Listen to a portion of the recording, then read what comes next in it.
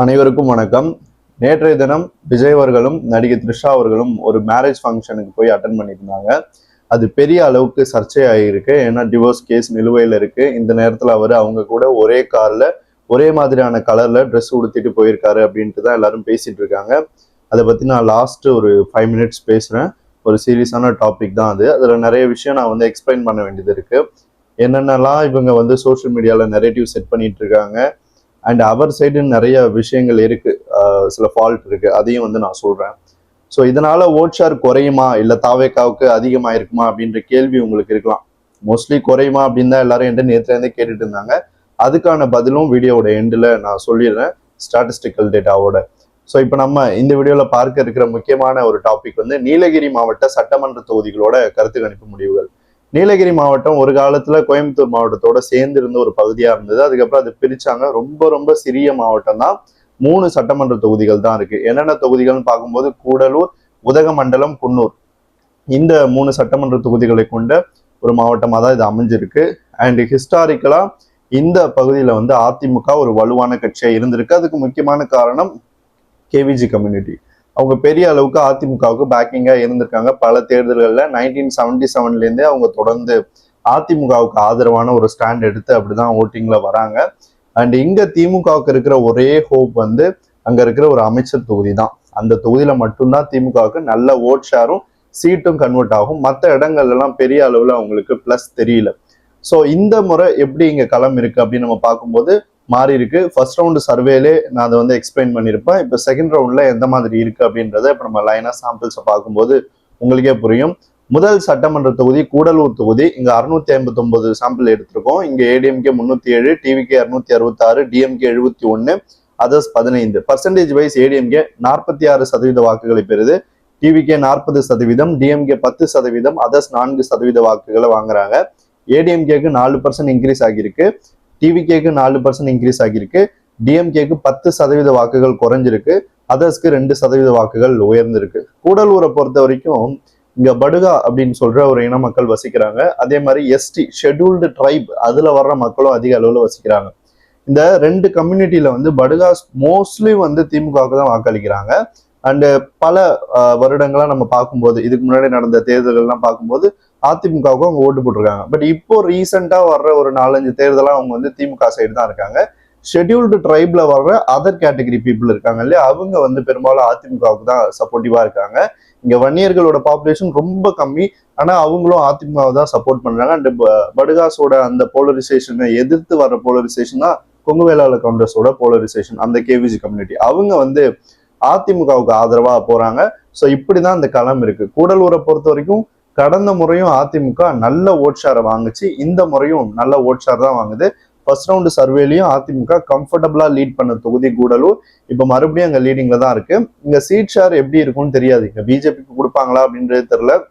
ஏன்னா நிச்சயமா நீலகிரியில ஒரு தொகுதி பிஜேபிக்கு உறுதியா கொடுப்பாங்க. அப்படி கொடுக்குற தொகுதி ஒன்னு இதுவா இருக்கும், இல்லைன்னா உதகமண்டலமா இருக்கலாம். இந்த 2 தொகுதியில ஏதாவது ஒண்ணு கொடுப்பாங்க. சரி சும்மா கொடுப்போம், ஒரு கூட்டணி கட்சி தலையில தோக்கிற சீட்டை கட்டுவோம் அப்படின்னா குன்னூர் தொகுதியை கொடுப்பாங்க. ஸோ இப்போதைக்கு நம்ம பார்க்கும்போது களமானது கூடலூர்ல அதிமுகவுக்கு சாதகமா தான் இருக்கு. அதிமுகவை பொறுத்த வரைக்கும் பெரிய அளவுக்கு கன்சால்டேஷன் இருக்கு. அவங்களுக்கு கேவிஜியோட ஃபுல் பேக்கிங் இருக்கு.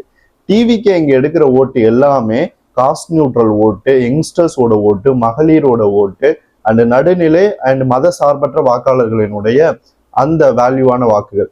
ஸோ இது எல்லாத்தையும் கன்சால்டேட் பண்ணி தான் டிவிக்கு 40% இங்க வருது. நிச்சயமா கடும் போட்டியை கொடுக்கும், ஃபைட் ஹெவியா இருக்கும். ஆனா தாவேகா இங்க ஜெயிப்பது கஷ்டமான விஷயம். என்னை பொறுத்த வரைக்கும் இங்க வெற்றி பெறுவதற்கான வாய்ப்பு ரொம்ப ரொம்ப கம்மி. திமுக மோஸ்ட் ப்ராபபிளி இங்க டெபாசிட் எடுக்கலாம், அப்படி இல்லைன்னா 15% வரைக்கும் வரலாம். நம்ம சர்வேல 10% கொடுத்துருக்கோம். கடந்த முறையோட ஒப்பிடும்போது 10% குறைஞ்சிருக்கு திமுகவுக்கு. அப்ப எந்த அளவுக்கு அங்க திமுகவோட அந்த ஆதரவு வாக்குகள் குறையுதுன்னு பாருங்க. கிறிஸ்டியன்ஸும் கொஞ்சம் அதிகமா இருப்பாங்க இந்த பகுதிகளில். அவங்க பெரும்பாலும் தாவேகாவுக்கு ஷிஃப்ட் ஆயிட்டாங்க. அதுக்கு என்ன ரீசன் உங்களுக்கே தெரியும். அதனால இங்க திமுக தன்னோட அந்த கோர் ஓட்டர்ஸே இழக்குது. எப்பயுமே திமுகவுக்கு கொங்கு மண்டலத்தை பொறுத்த வரைக்கும், கொங்கு மண்டலம் மட்டும் இல்ல, சவுத்தன் தமிழ்நாடு எடுத்துப்போம், இந்த 2 மண்டலத்திலையும் அர்பன்ல இருக்கிற ஓட்டர்ஸ் தான் முக்கியமான வாக்காளர்கள், கோர் ஓட்டர்ஸ். ஆனா அந்த இடத்துல தாவேகா அதிமுகவை தாண்டி திமுகவோட ஓட்டுகளை எடுக்கும்போது திமுகவுக்கு அது ஒரு பின்னடைவா மாறுது. திமுக நிச்சயமா இங்க டெபாசிட் இழப்பதற்கான வாய்ப்பு தான் இருக்கு. கூடலூர்ல ஹெவி ஃபைட் இருக்கு, அதிமுகவுக்கு எட்ஜ் இருக்கு. அடுத்த தொகுதி உதகமண்டலம் சட்டமன்ற தொகுதி 611 சாம்பிள் எடுத்திருக்கோம். ஊட்டி வந்து இதுக்குள்ளார வரும். இங்க TVK 300, ADMK 240, DMK 60, others 11. Percentage wise TVK 50% வாக்குகளை பெறுது. ஏடிஎம்கே 39%, டிஎம்கே 9%, அதர்ஸ் 2% வாக்குகள். ஸோ டிவிகேக்கு 8% இன்க்ரீஸ் ஆகியிருக்கு, ஏடிஎம்கேக்கு 4% இன்க்ரீஸ் ஆகியிருக்கு, டிஎம்கேக்கு 10% குறைஞ்சிருக்கு, அண்ட் அதர்ஸ்க்கு 2% வாக்குகள் குறையுது. ஸோ திமுகவை பொறுத்த வரைக்கும் உதகமண்டலத்திலையும் ஒரு கடுமையான பின்னடைவை சந்திக்குது. ஏன்னா இங்கேயும் கிறிஸ்டியன்ஸோட பாப்புலேஷன் ஒரு 15% வரைக்கும் இருக்கு. அவங்க திமுகவுக்கு அப்படியே என் பிளாக்கா இலவச ஓட்டா போட்டாங்க இதுக்கு முன்னாடி நடந்த தேர்தல்கள்ல. ஆனா இப்ப தாவேக்கான்ற ஒரு கட்சி காஸ்ட் நியூட்ரலா செக்யூலர் பார்ட்டியா நிற்கும் போது அந்த வாக்காளர்கள் திமுகவை அப்படியே விட்டுட்டு வெளியேறி வர்ற மாதிரி தான் இருக்கு. 10% மைனஸ் ஆகுதுன்னு நம்மளுக்கு அதுதான் தெரியுது. அந்த திமுக இங்க மோஸ்ட் ப்ராபப்லி டெபாசிட் எடுக்கும். உதகமண்டலத்தை பொறுத்த வரைக்கும் காங்கிரஸ் கட்சி இங்க நிற்கும். காங்கிரஸ் நின்றுச்சுன்னா தாவேகாவுக்கு இன்னும் அது அட்வான்டேஜ். காங்கிரஸை சுலபமாவே தாவேகா தோற்கடிச்சிடும். ஏன்னா கை சிம்பிளா விசிலான்னு வரும்போது விசிலுக்கு நிறைய ஆதரவு இருக்கு மக்கள் மத்தியில. நம்ம அங்க சர்வே பண்ணும்போது அது எல்லாத்தையும் ஃபீல் பண்ண முடியுது. ஸோ உதகமண்டலத்தை பொறுத்த வரைக்கும் போலரைசேஷன் கிடையாது. பட் ஆனா இந்த ஓட்டர்ஸ் மத்தியில வந்து ஒரு இன்செக்யூரிட்டி இருக்கும். கிறிஸ்டியன் ஓட்டர்ஸ் மத்தியில அவங்க வந்து பிஜேபிக்கு எதிர்ப்பா இருந்துதான் இதுக்கு முன்னாடி வாக்குகளை இலவச ஓட்டா போட்டாங்க. ஆனா இப்பதான் அந்த இடத்துல வந்து ஒரு இன்செக்யூரிட்டி வந்து இன்னொரு கட்சிக்கு மாத்தி போடுவோம் அப்படின்ற மாதிரி ஒரு மைண்ட் செட் வந்திருக்கு. தாவேகாவுக்கு வந்து கிறிஸ்டியன்ஸ் மத்தியில ஒரு ஓவர்வெல்மிங் சப்போர்ட் இருக்கு அப்படின்றத நான் கன்னியாகுமரி டிஸ்ட்ரிக்ட் போடும்போதே சொன்னேன். இங்கேயும் அதுதான் கண்டினியூ ஆகுது. ஸோ உதகமண்டலத்தை பொறுத்த வரைக்கும் திமுகவோட ஓட்டை தான் தாவேகா எடுக்குது. அதிமுக அப்படியே அவங்களோட கோர் ஓட்டை ரீட்டைன் பண்றாங்க. பிஜேபிக்கு இங்க கொடுப்பதற்கு வாய்ப்பு இருக்கு. போன முறை கூட போஜராஜன் நின்னாருன்னு நினைக்கிறேன், பிஜேபி சார்பா தோத்துட்டாரு. அந்த மாதிரி கொடுப்பதற்கு வாய்ப்பு இருக்கு. ஒரு டைட் ரேஸ் வந்துச்சு இந்த தொகுதியில, பிஜேபியும் காங்கிரஸ் நின்றுச்சு. இப்போ களம் எப்படி இருக்கும் அப்படின்னு நான் எதிர்பார்க்கறேன்னா காங்கிரஸ், தாவேகா, பிஜேபி இப்படிதான் வரும். 2 மாநில கட்சி, 2 தேசிய கட்சி, 1 மாநில கட்சி அப்படின்ற மாதிரி பேட்டர்ன் வரும். அப்படி வரும்போது தாவேகாவுக்கு இயல்பாவே இங்க சப்போர்ட் அதிகமா இருக்கிறதுனால ஜெயிச்சிடலாம். ஸோ கடும் போட்டி இருக்குமா அப்படின்றது நம்ம எக்ஸ்பெக்ட் பண்ற அளவுக்கு இங்க இல்லை. ஏன்னா தாவேகா 50%க்கு மேல போயிடுது. போட்டி என்பது வந்து அர்பன்ல இருக்கும், 3 கட்சிகளுக்குமே இருக்கும். கிராமப்புறத்துல தாவேகாவுக்கு நல்ல பாசிபிலிட்டியே இருக்கு ஓட்ஸை கன்வெர்ட் பண்ணி அதை சீட்டா மாத்துறதுக்கு. ஸோ இந்த இடத்துல கேண்டிடேட் எப்படி தாவேகா பிளேஸ் பண்ண போகுது அப்படின்றது ஒரு $1 மில்லியன் கொஸ்டினா இருக்கு. அடுத்த தொகுதி குன்னூர் சட்டமன்ற தொகுதி, கடைசி தொகுதி. இங்க மொத்தம் 498 சாம்பிள் கலெக்ட் பண்ணியிருக்கோம். இங்க DMK 202, TVK 200, ADMK 90, others 6. Percentage wise DMK 40% வாக்குகளை பெறுது, டிவிகே 39%, ஏடிஎம்கே 18%, அதர்ஸ் 3% வாக்குகளை வாங்குறாங்க. என்ன பர்சன்டேஜோட அந்த டிஃபரன்ஸ் என்னன்னு பார்க்கும்போது டிவிகேக்கு 17% குறையுது, டிஎம்கேக்கு 9% இன்க்ரீஸ் ஆகுது, ஏடிஎம்கேக்கு 7% இன்க்ரீஸ் ஆகுது, அதர்ஸ்க்கு 1% வாக்குகள் உயருது. ஸோ டிவிகே இழக்கிற 17% தான் எல்லாரும் பிரிச்சு எடுத்துக்கிறாங்க. அது காரணம் இது மினிஸ்டரோட தொகுதி.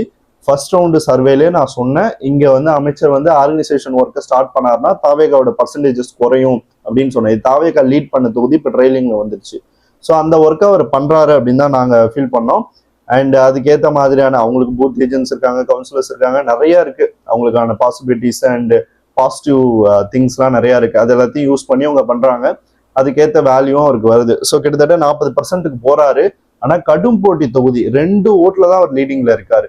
ஸோ தாவேகாவுக்கும் அவருக்குமான ஒரு இழுபறியான தொகுதியா தான் இது மாறுது. என்றாலும் திமுகவுக்கு இங்க அட்வான்டேஜ் இருக்கிறதா தான் நான் பாக்குறேன். ஏன்னா இது அமைச்சர் போட்டிட்டு எம்எல்ஏவா தேர்வான தொகுதி. ஸோ அவருக்கான ஒரு ஃபேஸ் வேல்யூ எல்லாமே இருக்கு. தாவேகா கேண்டிடேட் யாரோ ஸ்ட்ராங்கா போட்டாங்கன்னா இவரை தோற்கடிச்சு மேல வர்றதுக்கான வாய்ப்பு இருக்கு. நம்ம உறுதியா சொல்ல முடியாது, வாய்ப்பு இருக்கு. அதே சமயம் இவர் தோற்பதற்கும் வாய்ப்பு இருக்கு. இது வந்து ஒரு டைட் சீட் தான். பட் நான் வந்து வெறுமனே வந்து இது ஒரு இழுபறி தொகுதி அப்படின்னு மத்தவங்க சொல்ற மாதிரி சொல்லிட்டு போக எனக்கு விருப்பம் இல்லை. அதனால நான் அதை அப்படி சொல்ல.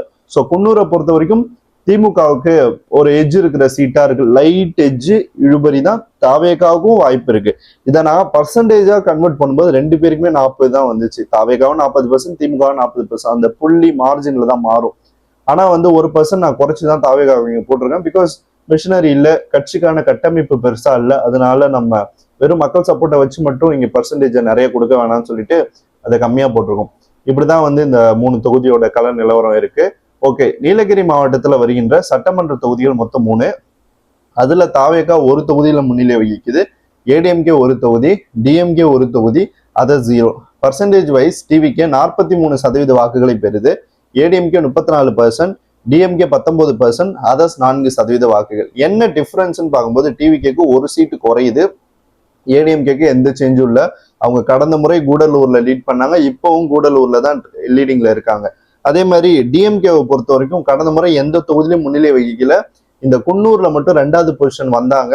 ஆனா இப்போ குன்னூர்ல வந்து லீடிங் வந்துட்டாங்க. அதனால அந்த ஒரு சீட்டை கெயின் பண்றாங்க. ஸோ தாவேகா குன்னூரை இழக்குது, டிஎம்கே குன்னூரை கெயின் பண்ணுது.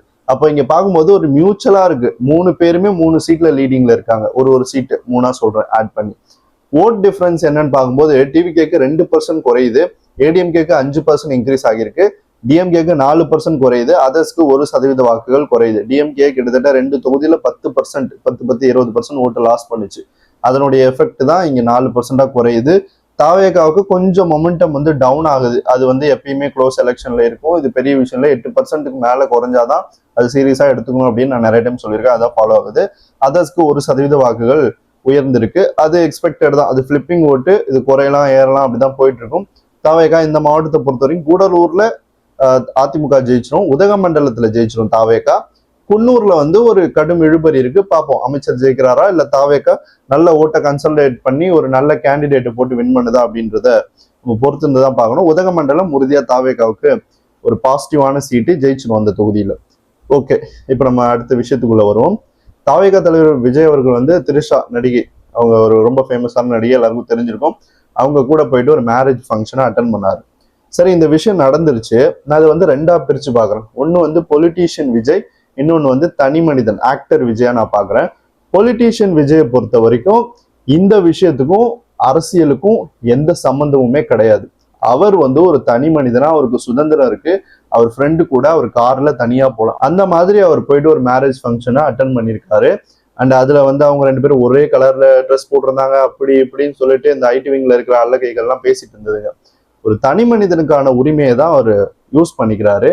எஸ், அவர் வந்து ஒரு பொலிட்டிக்கல் பார்ட்டியோட லீடர். ஆனா அவருக்கு தனியா போறதுக்கு உரிமை இல்லை. அவர் எப்பயுமே அவர் ஒய்ஃப் கூட தான் போகணும், அவர் இப்படி போலாமா அப்படின்னு கேள்வி கேட்கறது நமக்கு ரைட்ஸ் இல்லை. ஏன்னா அவர் லைஃப்ல என்ன நடந்திருக்குன்னு நம்மளுக்கு தெரியாது.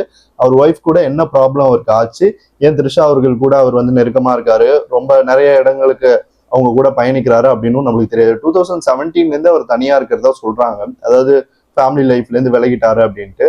ஸோ அந்த மேரேஜ் ஃபங்க்ஷன் போய் அட்டன் பண்ணிட்டாரு. இதுக்குள்ள வந்து ஒரு குரூப் தாவேகா சப்போர்ட்டர்ஸாவே இருக்கிற ஒரு குரூப் என்னன்னா, கொஞ்சம் கூட மெச்சூரிட்டியே இல்லாம நான் வந்து இனிமே விஜய் சப்போர்ட் பண்ண மாட்டேன், அவர் ஒய்ஃபுக்கு துரோகம் பண்ணிட்டாரு, இது பண்ணிட்டாரு, அதை பண்ணிட்டாரு அப்படின்னு சொல்லிட்டு எக்கச்சக்கமா பேசிட்டு இருக்கு. அதாவது கோர்ட்டுல வந்து ஹியரிங்ல கேஸ் இருக்கு, இன்னும் விசாரிச்சு என்ன நடந்துச்சுன்னு யாருக்குமே தெரியாது. அந்த 2 பேரை தவிர, சங்கீதா அவர்கள், விஜய் அவர்கள், அவங்க 2 பேரை தவிர இந்த விஷயத்த பத்தி யாருக்குமே எதுவுமே தெரியாது. இங்க சோசியல் மீடியால வர்ற எல்லா விஷயமுமே நரேட்டிவ், ஃபேக்கு, கட்டமைக்கப்பட்ட பொய் கதைகள். ஆனா அதை நம்பிட்டு நீங்க வந்து அவர் தப்பு பண்ணிட்டாரு, அவர் தப்பானவர், இனிமே சப்போர்ட் பண்ண மாட்டோம் அப்படின்லாம் பேசிட்டு இருக்கீங்க. ஆக்சுவலா உங்களை பார்த்தெல்லாம் எனக்கு ரொம்ப பரிதாபமா இருக்கு. நீங்களாம் அரசியலுக்கே தகுதி இல்லாத ஆட்கள். இந்த மாதிரியான இன்சிடென்ட்லாம் நிறைய இருக்கு. இந்த மாதிரி நடந்திருக்கு, இதுக்கு முன்னாடி இருந்த பொலிட்டீஷியன்ஸுக்கும் நடந்திருக்கு. அதனால இது வந்து ஒரு தனி மனித லைஃபுங்க. இன்னொருத்தவங்களோட பாத்ரூமை எட்டி பாக்குறது ரொம்ப ரொம்ப அருவருக்கத்தக்க விஷயம். அவர் வந்து ஃப்ரெண்டா கூட அவங்க கூட போயிருக்கலாம். அவர் என்ன அப்படியே கை போட்டுட்டு அப்படியே போயிட்டு வந்தாரு, ஒரு ஃப்ரெண்ட் மாதிரி கூட தானே நடந்து போனாங்க. அதுல என்ன இருக்கு, ஒரே கார்ல பயணிக்கிறது என்ன அவ்வளவு பெரிய குற்றமா? ஸோ கேஸ் வந்திருக்கு, ஹியரிங் வந்திருக்கு, அது விசாரிச்சு அது என்ன தீர்ப்போ அதை சொல்லிடுவாங்க. அண்ட் இன்னொரு விஷயம், இப்ப நம்ம வந்து பொலிட்டீஷியன் விஜய் ஆங்கிள் இருந்து நான் சொல்லிட்டேன். தனி மனித ஆக்டர் விஜயா நான் பார்க்கும்போது அவருக்கு இந்த கேஸ் இருக்கு, இதெல்லாமே நடந்துட்டு இருக்கு. ஆனா இந்த நேரத்துல அவங்க கூட அவர் போனது வந்து என்னை பொறுத்த வரைக்கும் போயிருக்க கூடாது அப்படின்ற மாதிரி தான் நான் ஃபீல் பண்றேன். ஏன்னா ஒரு நல்ல விஷயமாவே இருக்கட்டும், ஒரு 0.9% ஒரு விஷயம் நல்லதா இருந்தா கூட அதை எந்த அளவுக்கு நெகட்டிவாக மாற்ற முடியுமோ அந்த அளவுக்கு மாத்துவாங்க இருக்கிற மீடியாஸ். ஸோ அந்த மீடியாஸை தெரிஞ்சும் அவர் இந்த மாதிரி பண்ணிருக்க கூடாது. அவர் போனாரு, அவர் எந்த இன்டென்ஷன்ல போனாரு அப்படின்லாம் நம்மளுக்கு தெரியாது. ஆனா அவருடைய ஃப்ரெண்டு ஒருத்தர் இருக்காரு, அவர் வந்து ட்விட்டர்ல ரிப்ளை பண்ணியிருந்தாரு, அவங்க 2 பேரும் ஃப்ரெண்ட்ஸ் அப்படின்றத இன்டைரக்டா. ஸோ அவங்க ஃப்ரெண்ட்ஸா தான் அங்க போயிருப்பாங்க. பட் விஜய் அவர்கள் வந்து ரொம்ப கான்சியஸா இருந்திருக்கணும் இந்த விஷயத்துல. ஏன்னா இங்க இருக்கிற மீடியாஸ் எப்ப தாவேகாவை குறை சொல்லலாம், எப்ப தாவேகாவை நெகட்டிவா ப்ரொஜெக்ட் பண்ணலாம் அப்படின்னு வெயிட் பண்ணிட்டு இருக்காங்க. அது எல்லாமே தெரிஞ்சுமே அவர் அந்த மேரேஜுக்கு தனியா கூட போய் அட்டன் பண்ணிட்டு வந்திருக்கலாம், இவங்க தனியா போயிருக்கலாம். த்ரிஷா அவர்கள் 2 பேரும் ஒன்னா போனது, அவங்க ஃப்ரெண்ட்ஷிப்லேயே போயிருந்தாலும் இங்க இருக்கிற மீடியாஸ் வந்து தப்பா தான் அவங்களை ப்ரொஜெக்ட் பண்ணும். அதனால அந்த இடத்துல வந்து அவர் வந்து கோட்டி விட்டுட்டாரு. அண்ட் இந்த மாதிரியான விஷயங்களை அவர் தவிர்க்கணும். இரஸ்பான்சிபிலிட்டியா இருந்தாரு அப்படின்னா நிச்சயமா ஓட் ஷேர் ஆனது டவுன் ஆகும். என்னை பொறுத்த வரைக்கும் மக்கள் மத்தியில தாவேகாவுக்கு பெரிய அளவுல ஆதரவு இருக்கு, சப்போர்ட் இருக்கு. ஆனா அது எல்லாத்தையுமே குழி தோண்டி புதைக்கிற இடத்துல விஜய் அவர்கள் இருந்துடக்கூடாது. அதுதான் வந்து என்னுடைய ஒரு கன்சர்னா இருக்கு. இப்போ வந்து தாவேகாவுக்கு சப்போர்ட்லாம் போய் அந்த கட்சி தோத்தாலும் எனக்கு அதனால எந்த இதுவும் கிடையாது, நான் எதுலயும் பெனிஃபிட் ஆக போறது கிடையாது, இல்ல வருத்தப்பட போறது கிடையாது. ஆனா மக்கள் விரும்புற ஒரு கட்சி வந்து இந்த மாதிரியான இன்சிடென்ட்னால பாதிக்கப்படக்கூடாது அப்படின்ற ஒரே எண்ணத்தில் தான் நான் அதை சொல்றேன். அண்ட் நான் வந்து அவங்களோட பர்சனல் லைஃப்ல கமெண்ட் பண்ண மாட்டேன், ஏன்னா அதை பத்தி எனக்கு தெரியாது. அதை பத்தி பேசிட்டு இருக்க நிறைய பேர் இருக்காங்க, அவங்க எல்லாம் எந்த மாதிரியான ஒரு கீழ்த்தனமான ஆட்கள் அப்படின்றது இன்னும் கொஞ்சம் நாள் அந்த கேஸ்ல அவங்க 2 பேரும் சமாதானம் ஆகலாம், இல்ல உரிய பாயிண்ட்ஸ் வச்சு பிரிஞ்சு போகலாம். அப்போ வந்து எல்லாரோட ஃபேஸும் அம்பலப்பட்டுரும், யார் யாரெல்லாம் நரேட்டிவ் செட் பண்ணாங்களோ. ஸோ இப்படிதான் இருக்கு. அண்ட் நிறைய பேர் கேட்டது வந்து இதனால ஓட் ஷேர் வந்து டவுன் ஆகுமா அப்படின்னு கேட்டீங்க. இதுக்கு முன்னாடி சீஃப் மினிஸ்டர்ஸா இருந்த எம்ஜிஆர், என்டிஆர், ஜெயலலிதா அம்மையார் இவங்க எல்லாருக்குமே இந்த மாதிரியான ப்ராப்ளம்ஸ்லாம் இருந்திருக்கு, அவங்கலாம் ஒன்னா போயிருக்காங்க. பட் அதனால அவங்க பொலிட்டிக்கல் லைஃப் வந்து பாதிக்கப்பட்டிருக்கா, ஓட் ஷேர் குறைஞ்சிருக்கா, தோல்வியை சந்திச்சாங்களா அப்படின்னு கேட்டீங்கன்னா கிடையாது. அது எல்லாமே அடுத்தடுத்த கட்டத்துல கடந்து வந்துருவாங்க. ஸோ இதனால ஓட் ஷேர்லாம் எதுவும் குறையாது. கரூர் டிராஜரி அப்போ எந்த மாதிரியான ஒரு சுச்சுவேஷனும் நான் ஃபேஸ் பண்ணணும், அப்போ ஃபர்ஸ்ட் ரவுண்டு சர்வே போட்டுட்டு இருந்தேன், விழுப்புரம் போட்டுட்டு இருந்தேன், அந்த மாதிரியான ஒரு சுச்சுவேஷன் தான் இப்ப நடந்துட்டு இருக்கு. எலெக்ஷன் நெருங்குது இல்ல, இன்னும் நிறைய ப்ராப்ளம்ஸ் வரும், நிறைய ஊதி பெருசாக்குவாங்க. நான் வந்து டிவிகே சப்போர்ட்டர்ஸ்க்கு சொல்ற விஷயம் ஒண்ணுதான், பொறுமையா இருங்க, உங்க தலைவரை நம்பி இருங்க, உங்க கட்சி ஜெயிக்கணும், மாற்று அரசியல் வேணும். இதுதான் வந்து உங்களுடைய ஒரு முழு முதற் கொள்கையாகவும் முழு முதற் முன்னேற்பாடாகவும் இருக்கணும் இந்த அரசியல்ல. ஸோ அதனால சுத்தி இருக்கிற இந்த நெகட்டிவ்ல சேர்ந்துட்டு நீங்களுமே அவரை தப்பா பேசி தப்பா ப்ரொஜெக்ட் பண்ணி இந்த அரசியல்ல காணா போயிடாதீங்க. அவருக்கான டைம் கண்டிப்பா வரும், அவர் இதை பத்தி பேசுவாரு. அப்படி பேசும்போது எல்லாத்துக்குமான விஷயங்கள் வெளியில வரும், எல்லாத்துக்குமான உண்மைகளும் தெரியும். அதனால நம்ம அதிக பிரசங்கித்தனமா நிறைய கமெண்ட்ஸ் இதுல பாஸ் பண்ண வேணாம். என்னோட பர்சனல் ஒப்பீனியன், அவர் அந்த மாதிரி போயிருக்க வேணாம். பட் அதுக்காக வந்து அவர் வந்து இந்த மாதிரி ஒய்ஃபுக்கு துரோகம் பண்ணிட்டாரு, இதை பண்ணிட்டாரு, அதை பண்ணிட்டாரு, மனுஷனாருக்கு தகுதி இல்லை, பொலிட்டீஷியனாருக்கு தகுதி இல்லைன்னு பேசுறதுக்கு உங்களுக்கு தகுதி இல்லை. அவங்க லைஃப்பை பத்தி தெரியாத வரைக்கும், தெரியாம நம்ம எதையுமே சொல்லக்கூடாது. அவங்கள பத்தி நம்மளுக்கு எதுவுமே தெரியாது. ஐடிவிங்க விடுங்க, அது அல்ற சொல்ற ஐடிவிங்க, அது ஒரு முட்டாள் கூட்டம். அந்த அந்த ஐடிவிங், டிஎம்கே ஐடிவிங், பிஜேபி, காங்கிரஸ் இதெல்லாம். ஆனா நீங்க வந்து இந்த மாதிரி பேசுறது சரியான விஷயமா என்ன பொறுத்த வரைக்கும் இல்லை. அண்ட் உண்மை கண்டிப்பா நான் சொன்ன மாதிரி வெளியில வரும், அன்னைக்கு எல்லாருக்குமே இதை பத்தி புரியும். ஓட் ஷேர்லாம் எதுவும் டவுன் ஆகாது. கரூர் டிராஜரி அப்பவே நான் சொன்னேன், அதான் நடந்துச்சு. இப்போ நான் சொல்றேன், இந்த ஓட் ஷேர் எதுவும் டவுன் ஆகாது. மேபி 1-2% முன்ன பின்ன இருக்கலாம், அது என்ன பொறுத்த வரைக்கும் பெரிய அளவுல இருக்காது. ஒரு வாரம் கழிச்சு நான் இதை பத்தி டீட்டெயிலா அனலைஸ் பண்ணிட்டு சொல்றேன் எந்த மாதிரி இதோட எஃபெக்ட் இருக்குன்னு. இப்படிதான் இது ஃபாலோ ஆயிட்டு இருக்கு. அண்ட் விஜய் அவர்களுக்கு நான் சொல்ற மெசேஜ் என்னன்னா, களம் உங்களுக்கு சாதகமா இருக்கு, பெண்கள் வாக்குகள் அதிகமா இருக்கு, எல்லாமே பாசிட்டிவா இருக்கு. அவசரப்பட்டோ இல்ல ஒரு தப்பான அட்வைஸை கேட்டோ உங்களுடைய ஆதரவு வளையத்தை நீங்களே உடைச்சிடாதீங்க. அவ்வளவுதான், இந்த ஒரு லைன் தான் நான் சொல்ல விருப்பப்படுறேன். இது போல இன்னொரு வீடியோல உங்களை சந்திக்கிறேன். நன்றி.